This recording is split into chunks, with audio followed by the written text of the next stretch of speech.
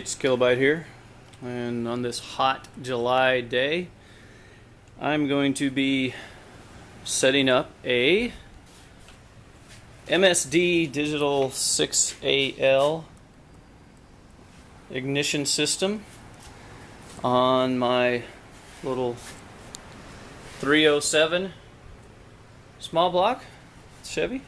And so this will be basically a video to set up this MSD on a Chevy HGM, I guess, HEI distributor. I have a 4-pin module. There are several versions. I'm going to be doing a 4-pin because that's what I have. The 5 and the 7 are slightly different, but it does talk about it in the directions. Before we get started, be safe when you're working on these things. Disconnect the battery, the ground cable from your battery. You don't want to shock or yourself or fry your brand new ignition. And be safe. You probably don't have to jack the car up on this one.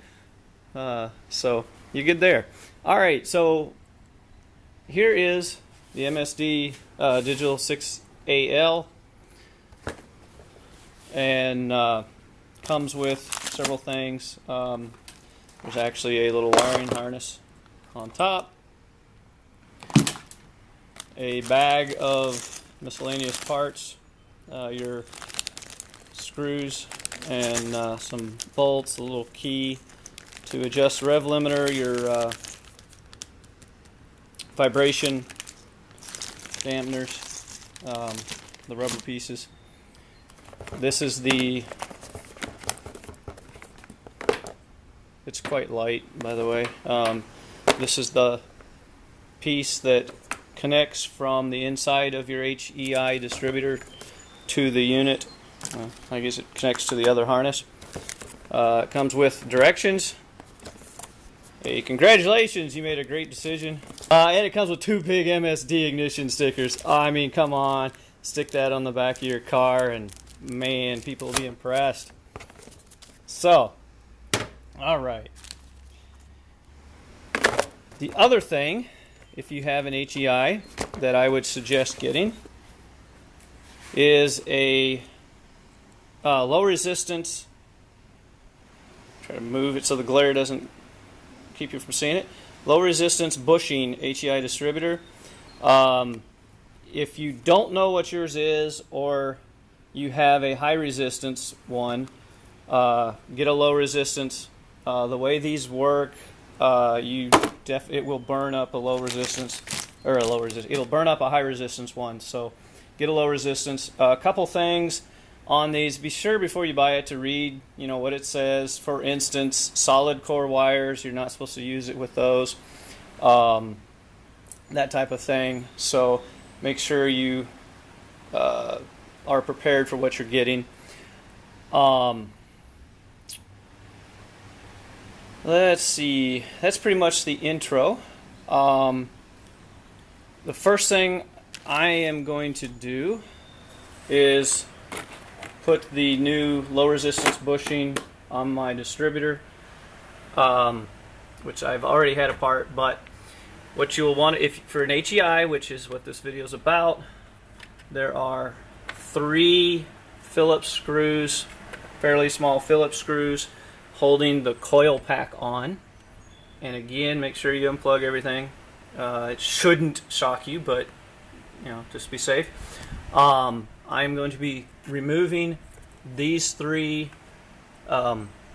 small Phillips head screws. Do not drop them, and when you do put them back on, don't over tighten them. It's just screwing into plastic. So the cap is now, this piece is now off. It just pulls straight up, and that gives you access to the coil. You will have to remove the wires that attach down here. Pay attention to which ones go where. It might help you on when you go to put it back together. There are 4 Phillips heads. It looks like a mix on mine, but screws that hold the coil in. Again, pay attention to which wire goes where and where the ground is. You'll loosen those up, and you'll have to push these up from the bottom. That makes it easier to get them out, and then you'll pull the coil straight up, and hopefully your wires won't be as in the way as mine, and it's not too bad. So with the coil removed, try not to move the camera too fast. There is still this is the ground piece. Just leave it there, it's fine. This is the piece we want, and you'll notice, I'm not sure if it's going to show up real well on the camera, there is a grease on there. It's a non-conductive grease, and I cannot find mine, so I am going to just replace the little button, the bushing. And in looking at it, wow, these look the same, but they may not be, so I'm just going to go ahead and use the new one. It's safer. So I just replace, and I'm going to have to do this without the camera. Don't get a lot of grit on that. I'm going to be replacing the button.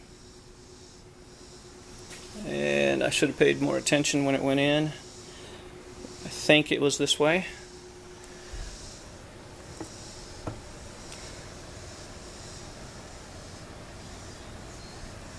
Actually, I think it was the other way. I may have to watch the video. Yeah, I think it was the other way.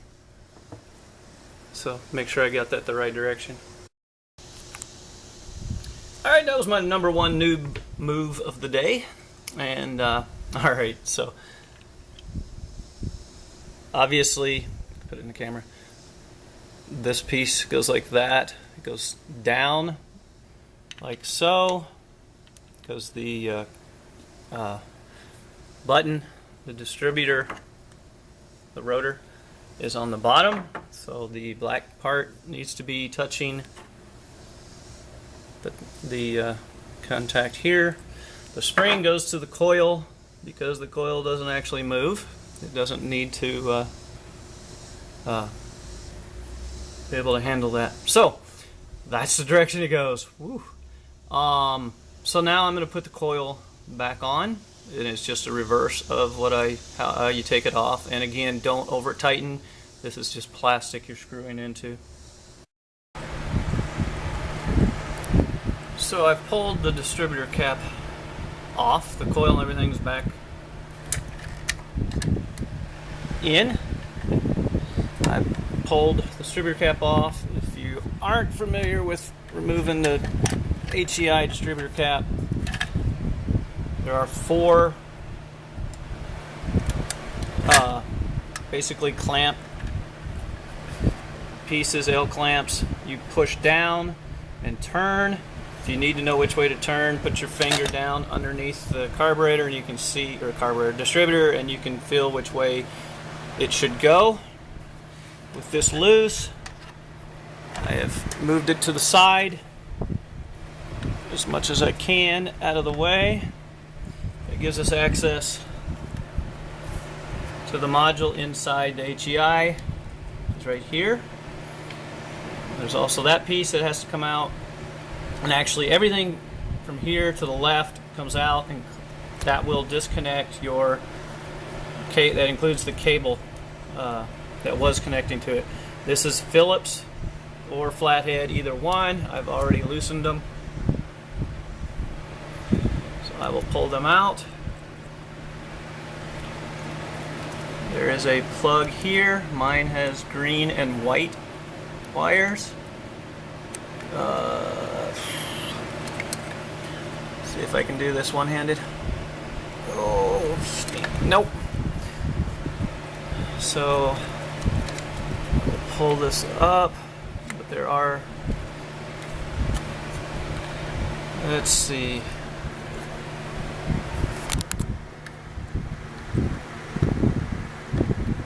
There are additional things connected somewhere. I'm going to unplug this and see what I can find over on this side.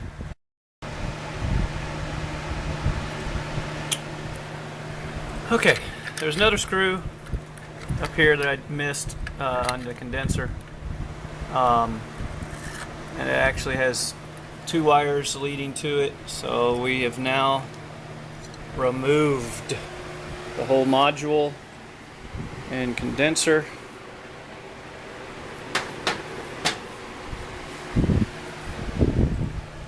And that gives us not a lot left in this HEI.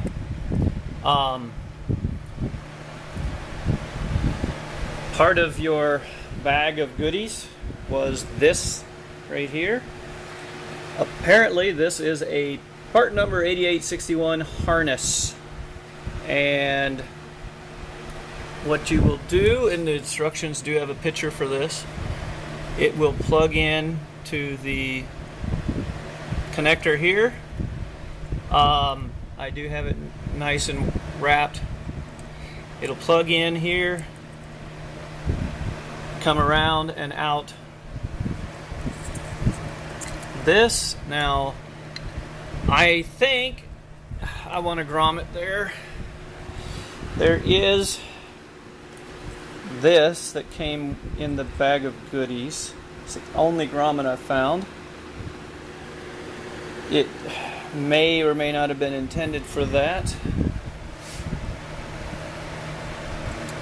It does fit though, so I am going to use this for this wire. I will slide it, keep it in the picture, slide it onto the harness. I will plug it in there, make sure that it's, I think there are some clips in here, hopefully that I can use, maybe not. I'll have to figure out what to do to keep the wire from getting caught up into the mechanism. Alright, so I found the clamps, the wire clamps that it's wanting you to use that come in the parts bag. They're a plastic and they're labeled 3/16. However, the distance between the hole and the back here, that distance is more than what the distributor allows. So the hole in the distributor to the wall of the distributor is shorter than this. So I'm having to enlarge the hole, drilling it towards the back piece here in order to use them. Yeah, that's a little annoying. Hey, we're back at the car where we wanted to be the whole time. Yeah, I'm still annoyed. But that's how it goes. So I wallowed out the holes. It's a good southern term for you. And it is now in place. I will tell you, when you plug this end into the harness, these will only go one way. The green wire has a smaller connection than the violet. It's a little purple to me, but yeah, violet. The green for mine went to green, the violet went to white, and I got those in and snugged. This is plastic, and you can see on this one it kind of started pulling up because I had to wallow out the hole. I have the grommet here. Again, I don't know if this grommet was supposed to go here or not, but that's where I'm putting it. And I'm hoping the distributor cap, actually looking at it, I don't think I'm going to be able to get the distributor cap on it with that there. So, shoot. I think you're gonna have to leave that off. And I think I'm gonna have to pull it off, which means I'm gonna have to pull it out. So let's see, what am I on? Number 2. Yes, that is my second mistake, and I'll be back. Alright, so I really wanted something there. I didn't want to have to take this back off. I was going to cut it, and then I'm like, wait a minute. Let me just make a flat spot on it. I'll cut the rubber piece. Don't let it fall into your distributor. I just cut on the outside a piece flat. That can then be on the top. So you put it back in that little slot, have the cut part on the top of it. That way the distributor, see how the lip is? It will be on the flat piece. Now granted, I may need to take a little more off, but it is rubber, so it will compress. And I have verified that the cap will go back on it. So I'm good there. The wire is out of the way, and so now I'm going to put the rotor has to go back on before I put the cap on. And it only goes one way on these, so it shouldn't be too confusing. And hopefully you remembered how it was when you took it off, and it's even less. So I'll be back. So we got the distributor and everything in. One of the next steps is to, my light went out. If you have an HEI, you've got the connector that's on towards the firewall will say BAT. Okay, it's for battery. That is your 12 volt positive keyed ignition wire. So that will go to the red wire as per instructions right here. Red to the keyed connector. You will want to check it, verify that it is 12 volts and that it's keyed. But it should be if it's off of there. I'm just using this temporarily to connect it. And alright, so next thing, okay, before we mount the box, I actually want to point out the rev limiter. And it comes with this little key, and you just pry it up, and that gives you your revs. That's for the rev limiter. So left side is in the thousands, right side is in hundreds. You can't, I'm sure you can't see that, but it's in that little V shape right there that says 6. So that should be 6,000 RPM. This says 0, so it's still 6,000 RPM. If I move this to like 1, it should be 6,100 RPM, etc. The instructions have more information on those. This will go up to I forget how much RPM. It's like 12,000 RPM or something. So the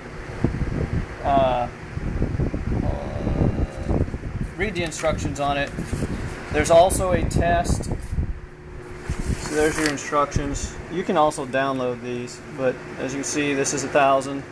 This is your hundreds, and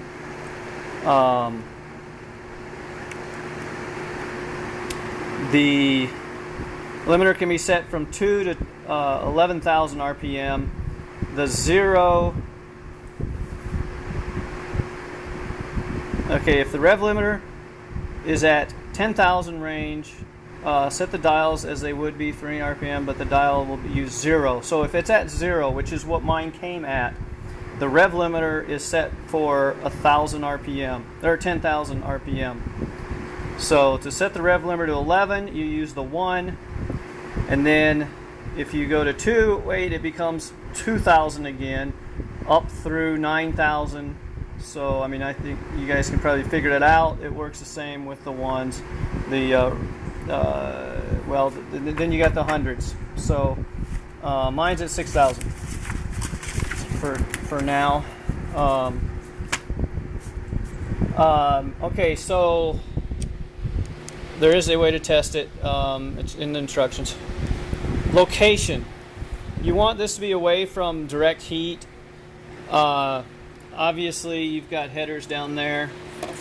And they say not to put it in your glove box.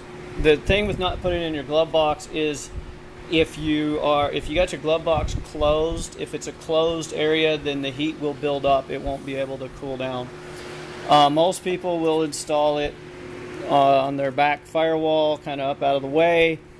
I've seen them on the wheel wells, different places. Now, I have a bit of a problem with mine right now in that this had air at one time. I pulled the box out that was here, but the heater core is still in it. I am going to have to pull that out, and I'm going to cover this. Then I will mount the ignition box right here. But until then, I'm not going to mount it. So I will, though, show you real quick how it works.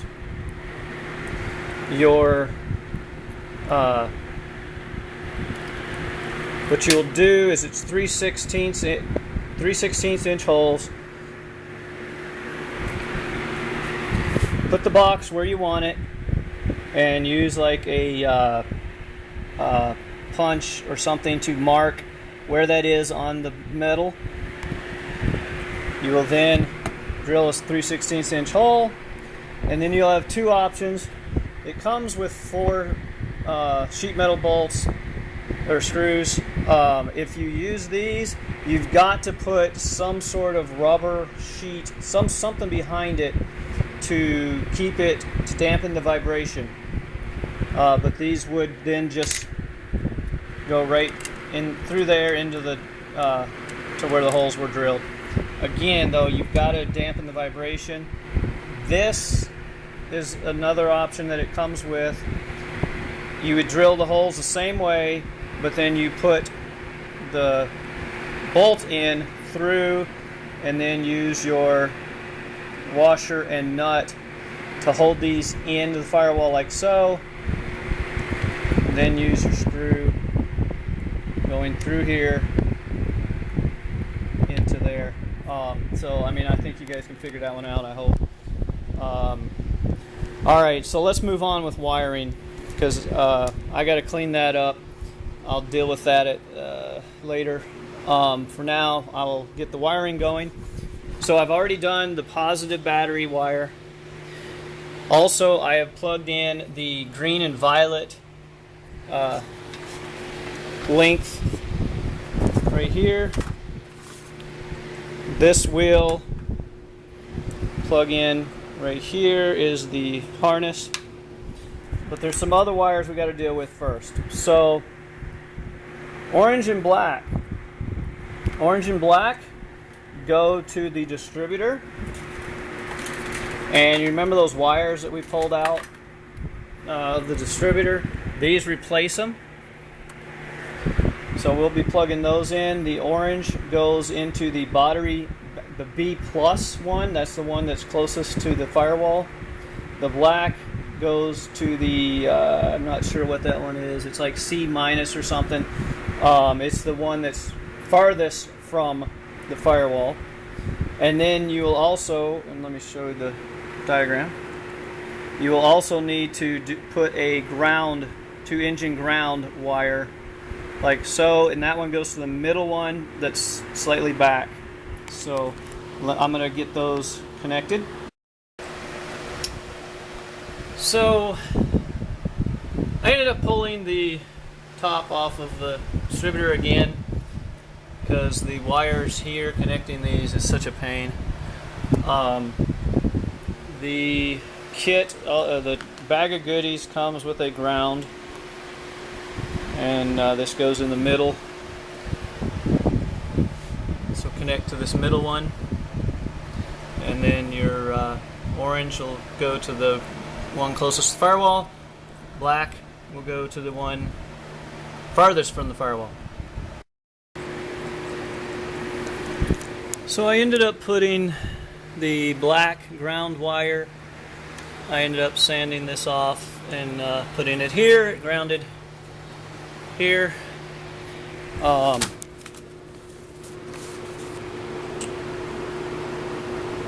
White, not used, cover with tape.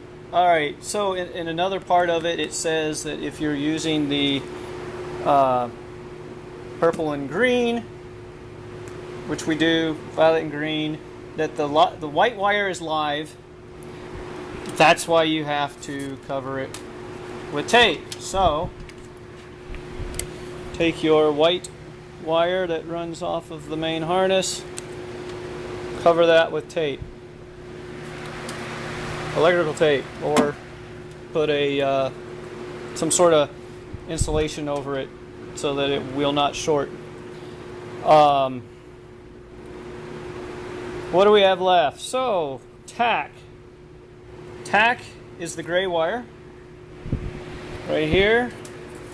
So I had a tack that connected to the HEI. That was the one that was farthest from the firewall. So I will run this gray wire over to where my tack comes in. On your tack, it gives you information in here on whether your tack will need an adapter, and you can probably find it faster than you can probably find it on the interweb, download it. There we go. So there you go. If your tack is listed and says it needs something special, that's where you find it in the instructions, which, like I said, are downloadable on the interweb. So there we go. So gray, I will connect to the tap. White, I will cover, tape over, and then all that's left is your heavy red, heavy black. That is to your positive battery, negative battery. So I've got it wired. In my case, I don't have a battery in the front, so I can't just connect the heavy red and heavy black directly to the battery like it wants. I had to connect them elsewhere. I have cables coming up from the back, which I have connected them to. I also temporarily put it on the wheel well here. I'm not going to be like driving it like this, but this will let me verify everything's working. And so so we should be good to go. I reconnected the battery. What I will do is go in and turn the key to on, and a couple things should happen. That red light should come on, and the tack should jump to 6,000. Now, I didn't realize, and I should have checked this earlier, I have an auto gauge, not an auto meter. Even though it's by auto meter. Sweet, it's not going to work.